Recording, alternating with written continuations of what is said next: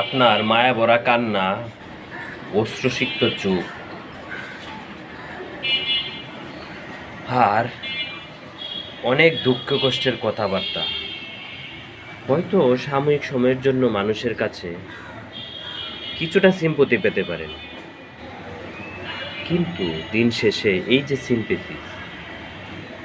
সিম্পেতিটা মানুষের কাছে তা হাস্যবোধক হয়ে দাঁড়াবে।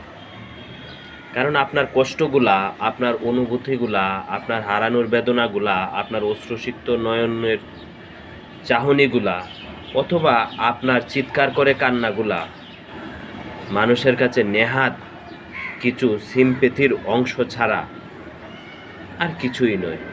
দিন শেষে আপনার এই কান্না দিয়ে, আপনার এই মায়াভরা কথা দিয়ে বা দুঃখ কষ্ট দিয়ে আপনি হয়তো বা কাউকে সাময়িক সময়ের জন্য ইমপ্রেস করে রাখতে পারেন, কিন্তু যদি আপনার কাছে টাকা না থাকে, অর্থ না থাকে, আপনি যদি প্রতিষ্ঠিত না হন, তাহলে সেই আপনার অশ্রুসিক্ত নয়ন আর অশ্রুজরা কান্না কোনো কাজে আসবে না। তাই আবেগী কথাবার্তা না বলে নিজের ইনকামের প্রতি সবাইকেই সচেতন হওয়া উচিত।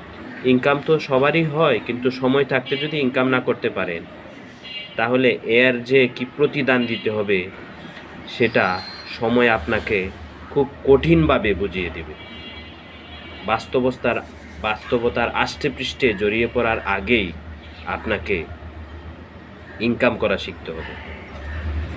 প্রিয় মানুষগুলা হারানোর শেষ সময় আসার আগেই আপনাকে ইনকাম করতে হবে, প্রতিষ্ঠিত করতে হবে।